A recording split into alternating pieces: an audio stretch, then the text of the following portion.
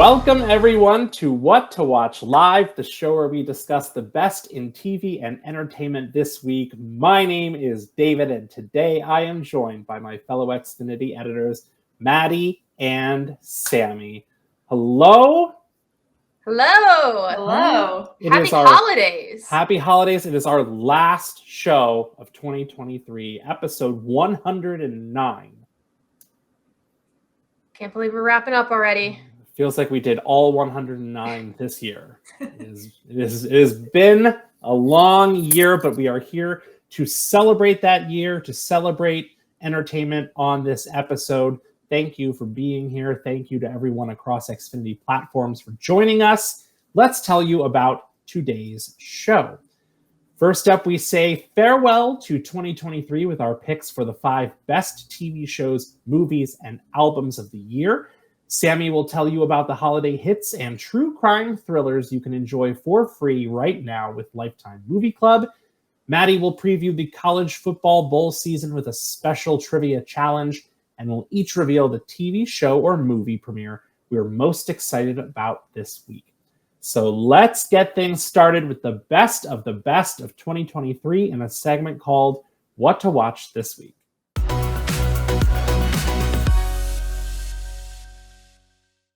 Last week, we told you about our Best of 2023 collection featuring the Xfinity editors' favorite TV shows, movies, artists, albums, songs, and pop culture moments of the entire year, and gave you a sneak peek at numbers 10 through 6 on our annual 100 Best of Everything countdown. Today, on our very last show of 2023, just 2 weeks away from the new year, we're going to reveal our picks for the top 5 things in entertainment these last 12 months. So let's kick off the countdown with number 5. It is Beyonce, the Renaissance World Tour. Yes, Beyonce's 7th studio album, Renaissance, was released in July of 2022, but the impact of this critically acclaimed Grammy Award-winning album was felt far into 2023, with both a sold-out 5-month world tour and the recent release of Renaissance, a Beyonce film, which is a documentary showcasing her greatest live music creation to date. Last year, the Renaissance album actually made the 100 Best of Everything countdown, but just 1 spot higher at number 4. Maddie, you attended the Renaissance World Tour. It truly was one of the biggest entertainment events of the year. Did we get this right by putting this at number 5? Well, obviously, I'm able to contribute to this list, so I do everything I can year over year to get Beyonce at least in the top 5. If it was up to me, she would be number 1 every time. So much great things to say about this album, this tour. I'll keep it brief. It was my favorite album of last year. It's my favorite Beyonce album, period. And the tour was so fun. Just like, I love when artists really embrace the fan culture and getting them to dress up and going with like a theme and an era, you could say. And Beyonce was in her kind of chromatic. There was a lot of disco balls and silver era, and that's how I dressed for the show. It's like Halloween when you go to some of these concerts, which I love. This was a fabulous show. Beyonce is incomparable when it comes to live performance because she can sit. She's probably one of the best vocalists of our generation, if not the best. Her choreography is fantastic, and the visuals always look phenomenal as well. So I'm okay with the 5 spot. At least we cracked the top 5, and getting her in the top 5 back-to-back years is, I just think, a win for the entire community of the Beehive. And as I understand it, you're still making payments on these tickets that you got, right? Am I?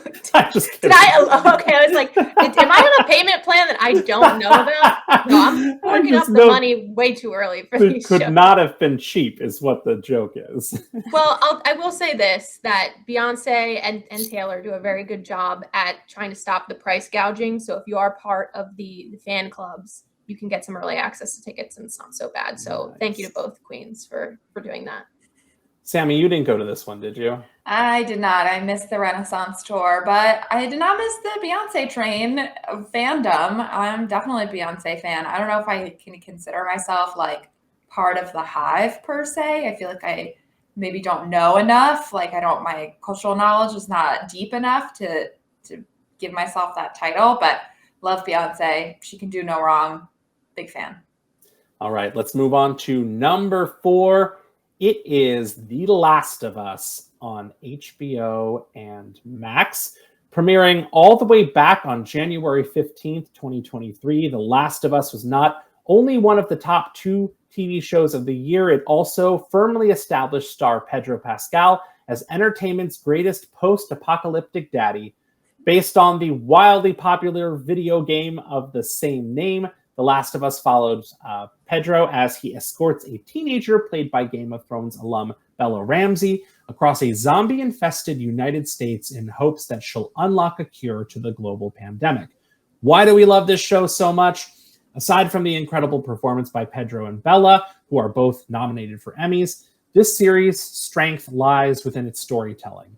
And it's a story about trust, resilience, grief, humanity, and love. This is not a zombie story. It is a human story. And if you need any proof of that, just watch episode 3 entitled Long, Long Time. We've talked about it before here on the show. It features actors Nick Offerman and Murray Bartlett giving 2 of this year's best performances in the single best episode of television I watched all year. Sammy, I'll start with you. I know you're a fan. How do you feel? I loved this show. I think given the rest of the entertainment slate of the year, it's positioned correctly in the top 100. But I do remember when it premiered, all of us saying, like, this is number 1 of the year. It was an immediate hit among all of us. I watched my partner play The Last of Us games. I can't say that I played it myself, but I watched it happen. So I was semi-familiar with the story. And I just think they did an amazing job with it, and definitely appreciated the amount of heart that is in this story versus the amount of gore and guts and terrifying fear that is more so of the narrative of the game. Yeah, I'll keep it brief because you nailed it, David. But one of my favorite memories of us as editors talking about this show is you got to pre-screen a couple of the episodes, correct? And I think it was you or someone who told you that was just like, just wait for episode 3. Just wait for episode 3. And I was like, okay, how good could one single episode be?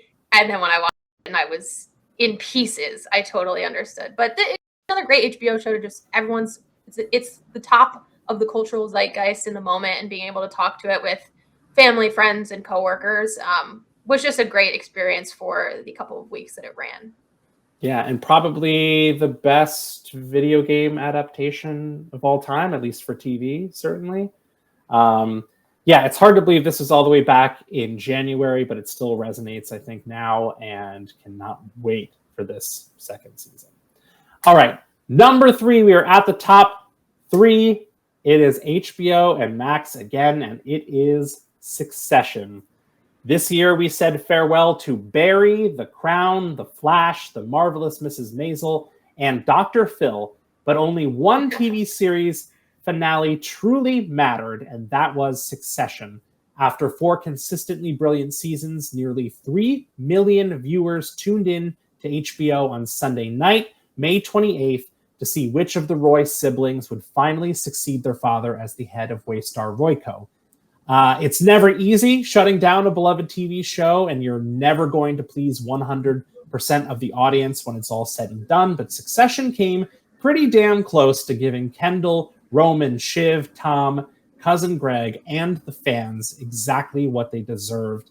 The final season is up for 14 primetime Emmys at next month's awards ceremony, including Outstanding Drama and Acting nominations for, get this, Brian Cox, Kieran Culkin, Jeremy Strong, Sarah Snook, Nicholas Braun, Matthew McFadden, Alan Ruck, J. Smith Cameron, and Alexander Skarsgård. That's pretty much everyone. Succession was the best TV series of the year, and that's why it's here at number 3. Sammy, Maddie, what do you think?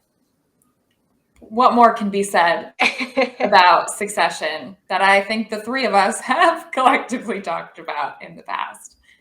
Yeah, I think too that this is going to go down in history as one of the greatest shows of all time. So it's exciting to have watched it from season 1. I think that decades from now, there will be people our age that need to say, oh, I got to finally go back and watch Succession, like kind of how I felt about The Sopranos. Like, I got to go back and watch that. I think there's going to be generations of people to come that have to go back and catch up on this one. And I think we were just lucky to be able to catch it while it was live on air. So couldn't agree more. This goes down as one of my favorite shows of all time. I think part of what made this so much fun to watch collectively as a group is similar to what made Game of Thrones so exciting, is that we knew what the outcome would be. Someone was going to lead. Someone would rise to the top. But there were many options, and it just became this thing where you were just constantly talking with everyone you ran into in the weeks leading up to this. Is like, I definitely think it's going to be Tom. It's definitely going to be Kendall. Like, who's going to sit on the Iron Throne? And that kind of like picking which direction it would go in, you don't get a lot of shared TV experiences like that.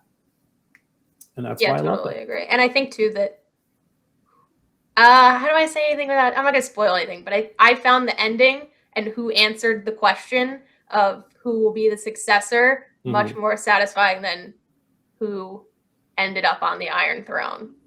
100%. Fair enough? Okay. Yes. Yeah. This was a better finale than Game of Thrones. Great finale. Absolutely. All right. I am really excited about number 2. And number 2 is the one and only Taylor Swift. There is not a single actor, singer, musician, or celebrity who had a better 2023 than the one and only Taylor Swift. Taylor kicked off her epic year in February by casually winning a Grammy Award for her music video All Too Well, the short film. 1 month later, she officially embarked on the Eras Tour, a famously sold-out 149-date cultural phenomenon that grossed $780 million and claimed the record for the highest-grossing tour ever by a woman. It's the second highest-grossing tour overall behind another music icon by the name of Elton John. The tour was so popular that one of the show's opening songs, Cruel Summer, which was released 4 years ago, shot to number 1 on the Billboard Hot 100 chart. During the tour, she also released 2 albums, 2 of her re-recorded albums, Speak Now, Taylor's version, which dropped in July, and 1989, Taylor's version, which dropped in October. And guess what? Both albums shot to number 1 on the Billboard 200 chart, giving Taylor a total of 13 number 1 albums, breaking a record for female artists previously held by Barbra Streisand.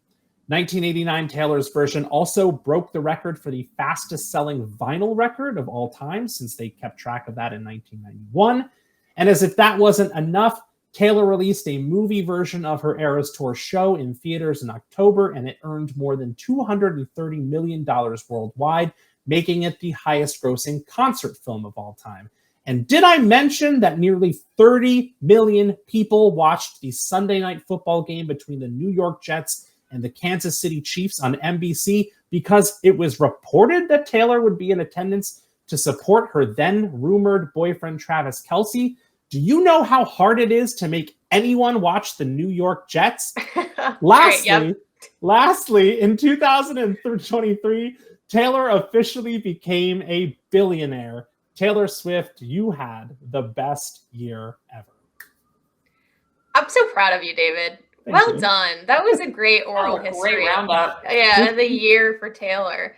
What can you say? She is just, you can't deny her. She's undeniable. If you're not a fan of hers, I don't know what to tell you at this point, because clearly the world has just embraced her. I was at the Eras Tour. There was like medical, what do you call it? Like medical articles that came out of people that had amnesia after going to the Eras Tour because it was just so much at once. I certainly struggle from that. I'm like, wait, I was there? Wait, she did that? Oh, I forgot about that when I went and saw the movie the concert movie this year, and it was just magical. I am totally in. I'm a Swiftie for life. And I don't understand how anyone couldn't be at this point, but she's the best. I mean, there's just so many other things. I mean, from just random things, from her randomly appearing on SNL, and like that was a moment, to clearly like her political influence and things we've heard about that this year. And the fact that, well, I mean, one of my favorite little anecdotes is the fact that, at least in Philadelphia, they sold tickets to the parking lot. So you could sit in the parking lot and listen to the concert. And like, how there's just never been something like this. And if I'm being like totally honest, as I was doing this research and putting this together, I was like, maybe she should have been number one. I know, right? Like, I'm like, I kind of think she should have been number one. Sammy, are you a Swiftie? I am. I can't say that I went to the Eras tour, but I've been listening to Taylor Swift since the Taylor Swift album came out. I have been a longtime fan. She kind of lost me a little bit. I don't know if this is controversial. She lost me a little bit with her later albums. It became a little more like poppy, but the first like three and a half, 4, number one artist all those years. And I love the re-recordings. I just think it's really cool that she's doing that and that other artists are interested in following suit and sticking it to the man. So I'm all for it. Sammy, is your favorite era debut? Ooh, tough. And David, I want to know yours too. Yeah. I loved Speak Now so much. I used to listen to that with my sister in the car on the way to high school. I think it goes from beginning era through Speak Now. She kind of lost me after that. My era is Red. Nice. I definitely lean more towards the pop, like Red and Fearless, I think. So and lost me a little bit with things like Folklore, but that's fine. I'm a massive Paramore fan, but they eventually lost me too. Artists grow, but your musical tastes don't necessarily have to. Well, I'm going to vouch for Folklore because I am a Folklore girly. That is my favorite album from Taylor Swift. But I'm like Folklore and then really small drop off and then Speak Now. I'm with you, Sammy. Well, now that you've had number 2, I hope number 1's not a massive disappointment. But I still stand by it. Number 1, the best of 2023 is none other than Barbenheimer. In the wake of the COVID-19 pandemic, movie theaters were desperate for a cinematic event that would bring fans back to the squeaky chairs and sticky floors of their local multiplex. In 2021, Spider-Man No Way Home created a glimmer of hope. In 2022, Top Gun Maverick proved that audiences still crave summer blockbusters. But it was in 2023, the movie theater experience was officially declared alive and well with the simultaneous arrival of Barbie and Oppenheimer, which premiered on July 21st, 2023. If you are somehow not familiar with these films, Barbie is the Greta Gerwig-directed live-action movie that follows the iconic Barbie doll played by Margot Robbie as she leaves her idyllic world and stylish dream house in search of a troubled human in the real world. And Oppenheimer is the Christopher Nolan-directed movie about the creation of the atomic bomb. When it was announced that these two wildly different films would be released on the same day, social media had a field day, creating memes, poster mashups, and fake trailers until this cinematic moment was officially and unofficially branded as Barbenheimer. The buzz around this iconic moment in counter-programming led to a grassroots movement urging movie fans to buy tickets for both films on opening weekend. Even Tom Cruise posed on Twitter with tickets for a double feature of Barbie and Oppenheimer, while director Francis Ford Coppola called the films a victory for cinema, and Martin Scorsese called the stunt a perfect storm. Oh, and about that victory for cinema, Oppenheimer would go on to become the 3rd highest grossing movie of the year worldwide with just over $948 million in ticket sales, while Barbie raked in more than $1.4 billion at the global box office to claim the number 1 spot atop the charts in 2023. And that is why Barbenheimer also tops our chart as the number 1 in the 100 best of everything. And this is not even including just the general cultural impact of Barbie on the year, the Halloween costumes, the memes, the music. It's a lot. So your thoughts on Barbenheimer at number 1? Yes, agree. I like it, Sammy. Short and sweet. Oh, sorry. I thought that was my preliminary thoughts, and then I thought Maddie would give her preliminary thoughts, and then I'd go a little deeper. All right. I agree. You know what? Now that we had time to talk it over, we are including 2 films in the one spot, so I think that gives it like a double boost. I loved both of these movies. I hope you two feel the same. These both rank in my top 5 for the year. I didn't do the full Barbenheimer experience. I saw Oppenheimer one day. I think a few days later I ended up catching Barbie. I'm still happy in the order that I ingested these 2 films in, but Oppenheimer might be my favorite on the year still. But Barbie was the funniest movie I've seen all year by a long shot, and one that I will revisit, I think, month after month, year after year moving forward. So I agree with this as the number 1 spot.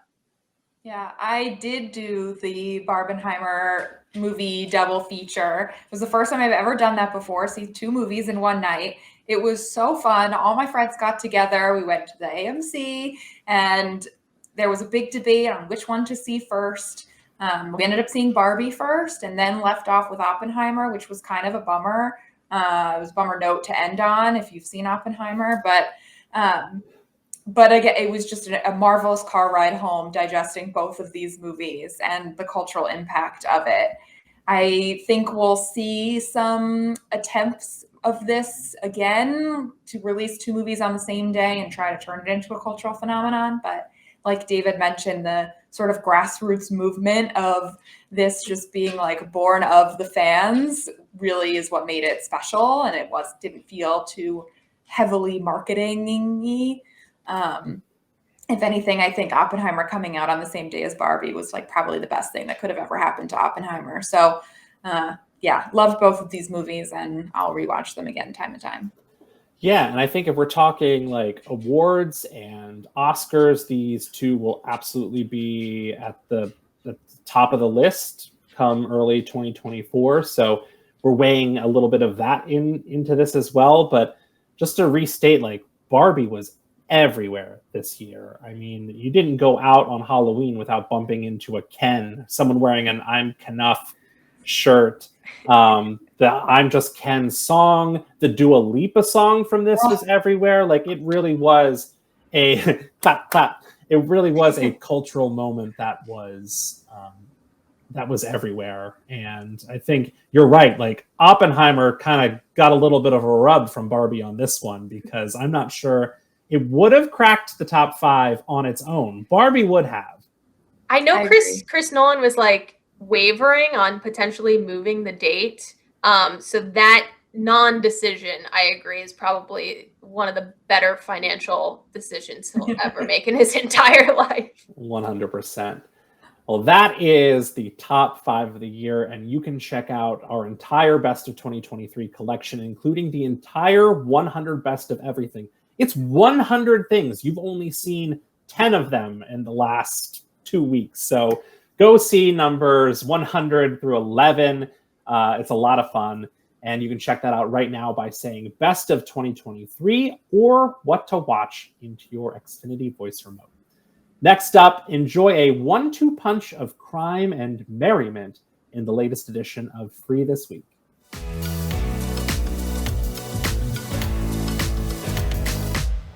Xfinity's Free This Week program continues with free TV shows, movies, and specials from Lifetime Movie Club, including some festive flicks to fuel your holiday spirit and much more. And here to tell us more about the entertainment you can enjoy through December 24th is our very own Xfinity TV editor, Sammy. Sammy, what do you got for us? Thank you, David. This week, you can celebrate both the naughty and the nice of the holiday season completely free with Lifetime Movie Club. If you're looking for the nice to accompany your sugar and spice, Lifetime Movie Club has a deep category of the cheesy romantic Christmas movies that we all know and love, including Step Into the Holiday, featuring none other than Mr. Mario Lopez, A Country Christmas Harmony, a Christmas dance reunion featuring a mini dance reunion of Corbin Bleu and Monique Coleman of High School Musical fame, plus the entire Merry Little Christmas universe. If you're more aligned on the naughty list, Lifetime also has a full library of dramatic and suspenseful true crime stories, including Flowers in the Attic, True Origin, Single Black Female, and the Gabby Petito story. Just say free this week into your voice remote to take advantage of all these movies. I learned so much about Christmas movies while researching this segment. It is a territory that I am not very familiar with, but I can see how easy it is to just watch all of them. They're all like kind of the same movie, but also that is what makes you want to watch it. I don't Sammy, know. I like how you presented it though, because this feels like almost like a Barbenheimer, right? You start with a little Christmas cheer, and then you end with terrible true crime that you can't believe actually happened. Yeah, exactly. Or maybe you flip it the other way. So I actually think the way that you presented this has made me much more encouraged to take part in this for this week, for sure. Oh, I'm so glad. I need to dive into the Merry Little cinematic universe. There's apparently 3, and they star Kelly Rowland of Destiny's Child. A very important note, yes. But there's Merry Little Christmas, Merry Little Christmas Wedding, and I think Merry Little Christmas Baby. Baby? Yes. Can't wait for Merry Little Christmas Divorce. There's all new franchises. And then it's going to be a true crime. Yes. Merry Little Murder. Wow. I could write for Lifetime. I mean, that's very exciting. And like my Lifetime Movie Club, it's like a vault of I think there's like Mother May I Sleep with Danger. There's like 10 different Amish related like dramas in there. You know I love my Amish dramas. I do. I thought you will love Lifetime Movie Club. They have all the Amish dramas. I also feel like, as another plug for Lifetime Movie Club, whenever I'm scrolling on TikTok, I'll be in like part 7 of like a true crime Lifetime movie, and someone is just uploading the full movies to TikTok, but it is incredibly annoying to watch that way. I don't know. Am I just on Lifetime Movie Club TikTok? Because it's so much easier to just watch it on Lifetime Movie Club. Great plug. Yeah, you must be in the algorithm. I'm in the true crime algorithm. I haven't quite made it to the Merry Little algorithm. Well, thank you, Sammy. Xfinity's Free This Week program offers a new selection of free content from streaming services and premium networks every week of the year with no strings attached. Just say free or free this week into your remote to check it out. Next up, is it bowl or is it bull? Maddie puts us to the test in this week's edition of Sports.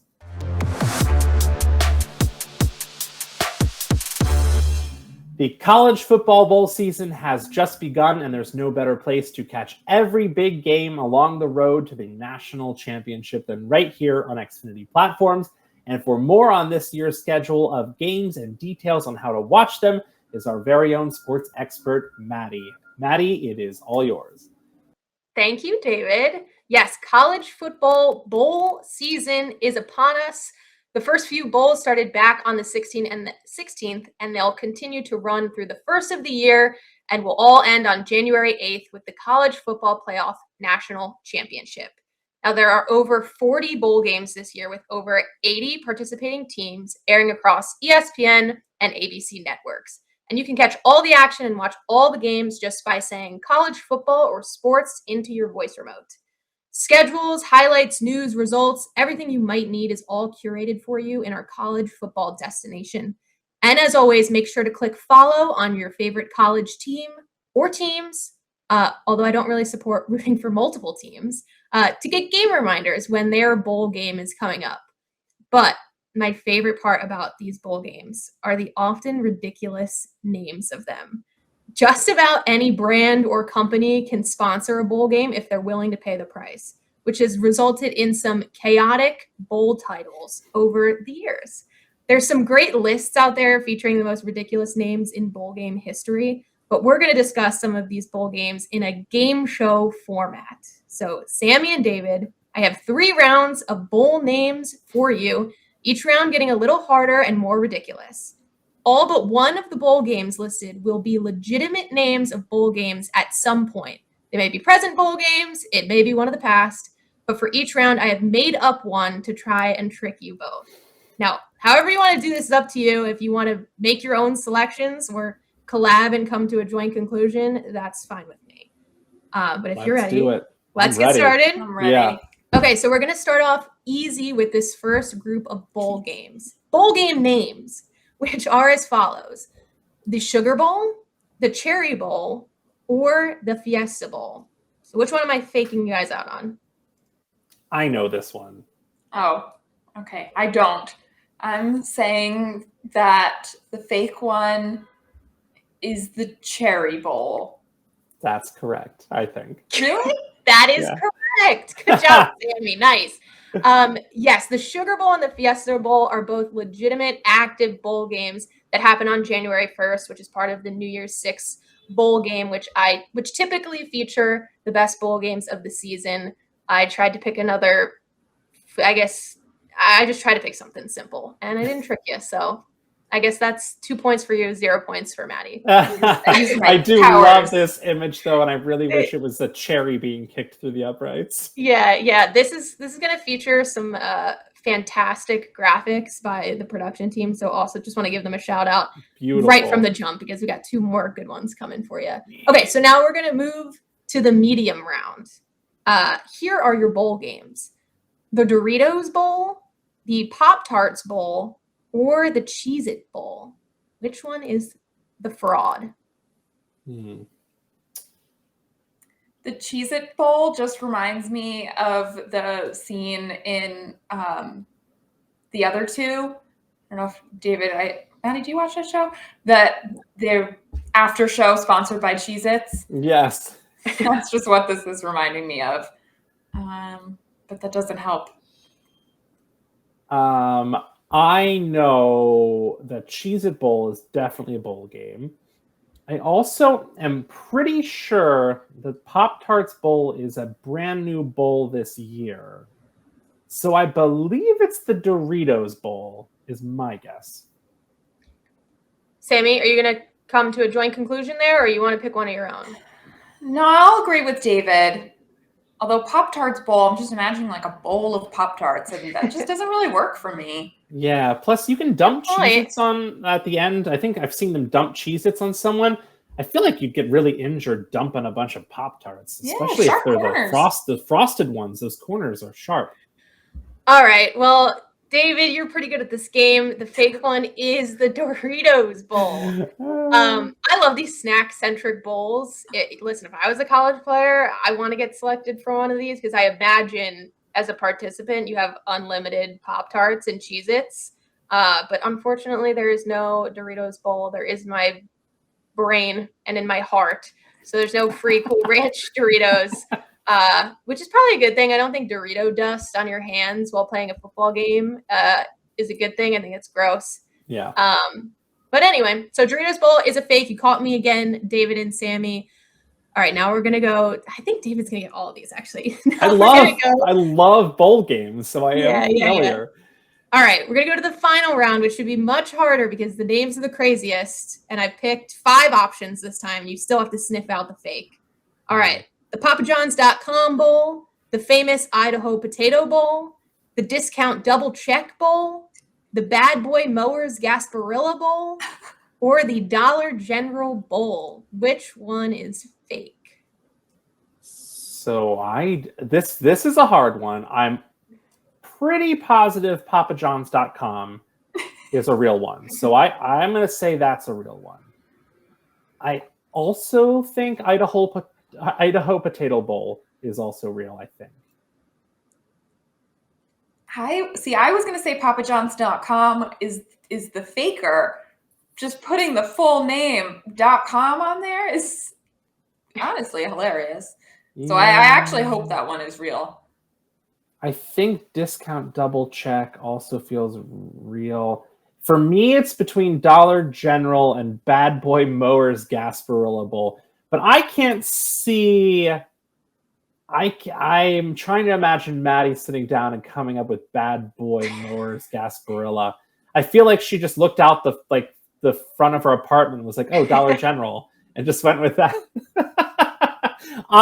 My personal guess is Dollar General Bowl. I'm going papajohns.com. Alrighty. I finally got you both. Wow. The fake one is the Discount Double Check Bowl.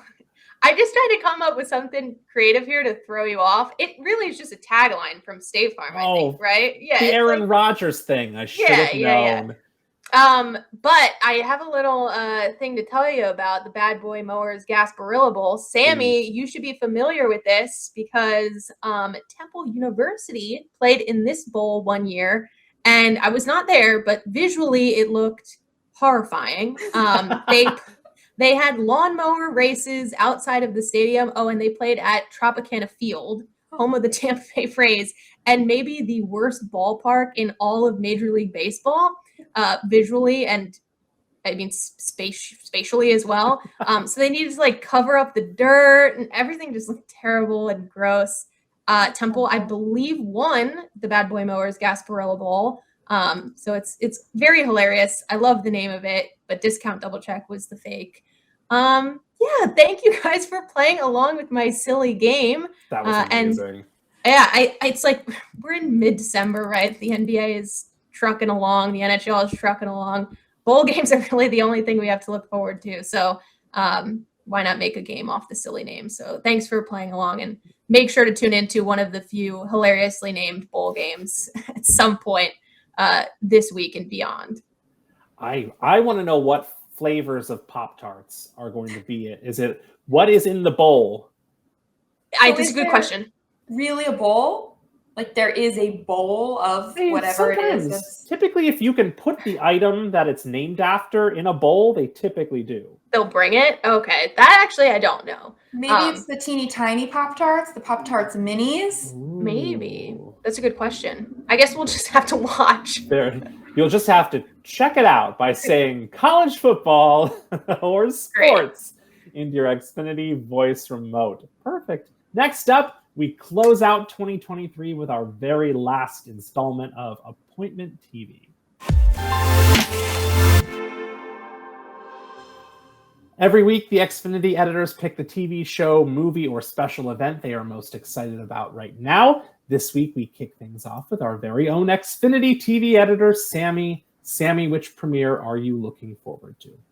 All right. My pick for this week is for the Jacob Elordi Hive, his new film, Saltburn, which hits streaming this week. Let's take a look at the trailer. You all right? Yeah, I've got a flat tire. Take my bike. Hey, that is so kind. Thank you. I'm sorry I don't know your name. I'm Felix. Oliver. Oliver. Oliver, I love you. I love you. All right, cheers, Ollie. My parents, they've got problems. What kind of? What do you mean, problems? I don't think I'll ever go home again. Well, why don't you come home with me? Come to Saltburn. Mr. Quick. Wow. And here he is now. Oh, beautiful eyes. Oh, how wonderful. Yeah, I told you he wasn't a minger. Oh, but darling, you're kind about everyone. You can't be trusted. I had them hang up an old school dinner jacket. We dressed for dinner here. Dressed for dinner? Yeah, it's like black tie. I think I like you even more than last year's one. You're so, So what? real. This psychological thriller follows the fish out of water trope, following a very normal young student at Oxford who's drawn into the world of a handsome and charming aristocrat at his family's estate called Saltburn. I'll let you guess from the trailer which one of those people is the very normal young college student and which one is the handsome and charming aristocrat. Aristocrat. You did it twice. I did. I said it 2 times. Yes. Oh, Aristocats is really one of my favorite movies of all time, and that's how I learned the word aristocrat. So it's the predominant word that I default to in my brain. This film, This film has a pretty stacked cast from the currently very busy Jacob Elordi, who you may know from Euphoria or more recently for playing Elvis in Priscilla. And then Barry Keoghan, who is in Killing of a Sacred Deer, and also more recently The Banshees of Inisherin. Also in the cast is Rosamund Pike, Ewan Mitchell, who is in House of the Dragon, and Carrie Mulligan, who is in Promising Young Women, as well as many other movies and TV. And speaking of Promising Young Women, Saltburn is written and directed by Emerald Fennell, who also wrote and directed Promising Young Women. I think she's one of the best new directors to the scene. She also was in Barbie. Speaking of Barbie, she played Midge, which I just think is a hilarious cameo. I don't know. This trailer really got me. I think the concept of having your estate being called something, especially something as cool as Saltburn, is just very badass and very Game of Thrones. So I love Jacob Elordi. I think he's very pretty to look at, and I'm very excited for this movie. Maddie, I know you've seen it. I know you gave it 5-star on Letterboxd. I wish I could curse on this show because this movie is incredible. Like, it is absolutely insane. I would just say that it is more raunchy and inappropriate and shocking than the trailer lets on. So I would not watch this movie with parents. I would not watch this movie with anyone you'd be uncomfortably silent with when watching. I did see it in a movie full of people, and it was in a theater full of people, and I left that movie just feeling so excited about like the state of the movie industry. It is fabulous. I think it's the Babylon of this year. I know there were people you're either going to love it or you're going to hate it. And I absolutely loved it. And I think both of you are really, really going to like this. Yeah, I can't wait for this. I mean, this is, in terms of cast, like, sign me up. All of these actors are excellent. That alone gets me in the door. But hearing your review and thoughts on it, and the trailer, that's great. I love one of these. It feels like from the trailer like it's a slow burn. I don't know if that's how it eventually comes off, but I'm in for it. Saltburn, slow burn. Oh yes. I should say, I find naming your house something. I think that's one of the most obnoxious things you can possibly do. I live near a house where they've got the name outside on a little lit up sign, and it's not even. I mean, it's a nice house, but it's not like an estate. It's just a house. And I just can't imagine like the pretentiousness of naming your house. We're all gathering at Fern Lily. So you're saying your home does not have a name? No, I have not named my. That sounds like an area of opportunity, David. I can't name my apartment. Right. Yeah. Yes, my 3-bedroom house should absolutely have a name. It is where all the movers and shakers gather. All the 1% comes here to hang out with me and all my action figures. Thank you, Sammy. Maddie, what are you looking forward to this week? Wow, I'm really hyped up from Sammy's pick. I hope I can keep up the good energy. So I am super excited to watch Maestro, the latest from director, actor, superstar Bradley Cooper. Let's take a look at the trailer.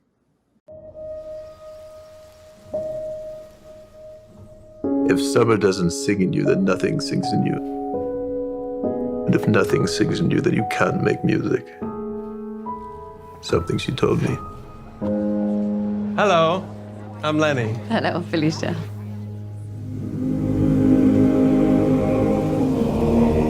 Oh, she's so beautiful. Tell me about her. Oh, she's wonderful. She's a lovely girl. What age are we living in? One can be as free as one likes without guilt or confession. Please, I know exactly who you are.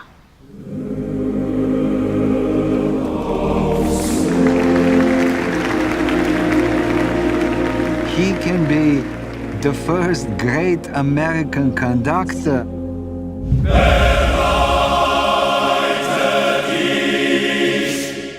There's a price for being in my brother's orbit, you know that. I feel like I'm just gonna like ascend after hearing that. Yeah, so Maestro, this title is getting a bunch of award season buzz already, and I think rightfully so. This movie looks beautiful, and Bradley Cooper has proved himself to be a fantastic director. So I have no reason to believe that this will not be anything short of great. This is a biographical drama. That's a hard word for Elmo. That centers. Is that my saying right? Biographical? Why is it tripping me up? It's a biopic, okay? It centers around American. Oh my god, Maddie. This movie is not that funny, I promise. It centers around American composer Leonard Bernstein and his relationship with his wife Felicia. Again, written, directed, and starring Bradley Cooper. This movie is produced by Martin Scorsese and Steven Spielberg. Come on. Carey Mulligan co-stars with him, and she is just the best. I love her so much. So I'm excited to watch this, obviously because of all the fantastic people that worked on this film, but also because I don't know much about Leonard Bernstein. I know he's revered as one of the great conductors and musicians of his time, but I don't know much more outside of that, to be honest. So Netflix has just been pumping out, as always, a ton of movies this year, but a bunch of legit award contenders this year, such as obviously Maestro, Rustin. I think the Wes Anderson shorts are probably a shoo-in for a short film category. So just thank you, Netflix, because I love being able to watch these Oscar-worthy films in the comfort of my own home. I'm going to go study the dictionary now, because why was that such a challenging word for me to get out? Anyway. How you can not tell me that the person on this poster is not Dennis Quaid? How is this not Dennis Quaid? It does give Dennis Quaid vibes. You're kind of right. Was that also Matt Bomer in the trailer? He is in this film, yeah. And Sarah Silverman. Oh, that I didn't know. Yeah, she was the one who was like, there's a price to pay for being in my brother's orbit. Oh, okay. Yeah. Didn't clock her. Yeah, I'm really excited for this one. And wonder if Bradley Cooper will get a directing nomination for this. Yeah, I think the buzz around town is that this might not get nominated for Best Picture, but there's a chance for director and a chance for both Bradley and Carey Mulligan in the actor and actress categories.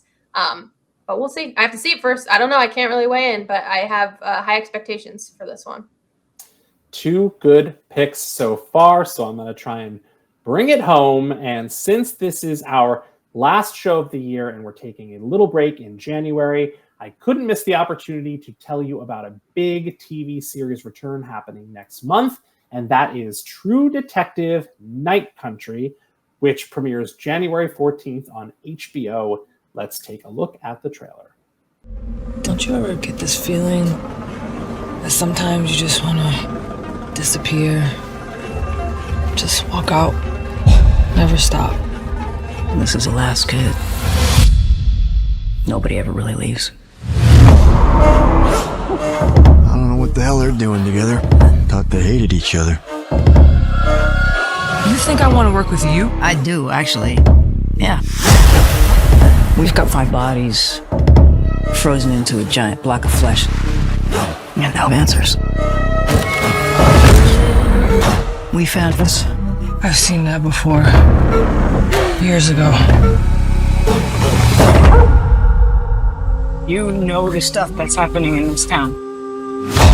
My job is to keep everyone safe. Dead bodies, weird circumstances. If you're not familiar with True Detective, it's a crime anthology series that premiered in 2014 with Matthew McConaughey and Woody Harrelson searching for a serial killer in Louisiana. Season 2 featured Colin Farrell and Rachel McAdams investigating the murder of a politician in California. And Season 3 followed Mahershala Ali and Stephen Dorff as they searched for missing children in Arkansas. And in the upcoming Season 4 of True Detective, which is subtitled Night Country, Oscar winner Jodie Foster and professional boxer Callie Reese play detectives investigating the disappearance of 8 men at an Arctic research station in Alaska. I absolutely loved this show when it premiered nearly 10 years ago, but I think most people agree that seasons 2 and 3 didn't quite live up to the hype generated by the first installment. I think this is a perfect time to reignite the franchise. I love the idea of setting this in Alaska and then premiering it in the dead of winter. And I'm really excited to see Jodie Foster back doing her sort of Clarice Starling thing again. I think it's a really cool role for her. And also John Hawkes, who is one of my favorite actors, is in this as well. There's a couple other notable stars. I'm ready to bring True Detective back into my life and add this as one of those things you can look forward to every summer, or in this case, winter. Did either of you ever watch True Detective? Yes, I was a big fan of season 1. I watched that when it came out. It was right when I started really getting into like detective-y murder dramas. I didn't watch seasons 2 and 3 because I didn't hear the best things about it. But this one has looped me back in. This has definitely made it to my list. I love a good like weekly whodunit. And in the winter. Crime, wintertime, January. What more can you ask for? Mm-hmm. Yeah, this trailer makes me feel, I hadn't seen this trailer before. This feels like a little bit of a return to form. I've watched all 3 seasons and felt the same about the second one. The third one felt super promising. I really liked the first couple episodes. And then it didn't really fall off. I was getting a little confused by the end. The time jumps were so difficult. And I think that I really loved the idea of it. I don't know how well the execution went over for me, but I think this is like a perfect role for Jodie Foster. And like I said, like you said, the setting and everything, I think lends itself really well to kind of that mysterious, creepy, True Detective theme that we all know and love. So I'm with you. This is going to be a live watch for me. I'm assuming this is a Sunday show, right? Yep. Yeah. Okay. Perfect. Sunday, 9 p.m., the classic HBO time slot. Oh, I look forward to this just so that we can talk about it collectively on Mondays, which is almost like why we call this appointment TV. Hey. But it's exactly that. It's the did you watch last night? These clues. What? Who did it? Maybe it's that guy. I don't know. Why is it a frozen block of flesh? Gross. Well, I'm very excited to chat about it, and you can check out all the TV shows we just discussed and so much more simply by saying what to watch into your Xfinity voice remote. And that's it. That will do it for today's show, for the year's show. Thank you to my fellow Xfinity editors, Maddie and Sammy, for joining me this week. Thank you to all the Xfinity editors for joining me all year. Shout out to our producers, Brad and Josh, and the entire team for 109 episodes in total. If you want to check out the TV shows and movies we talked about today, get more of our entertainment recommendations, or watch us interview big celebrities, just say what to watch into your voice remote. The What to Watch Live crew is taking a break for the holidays, but we will be back in 2024 with something new for you. On behalf of myself and the rest of the editors, we wish you happy holidays and the best of everything in the new year. My name is David. And as always, thank you for joining us on What to Watch Live.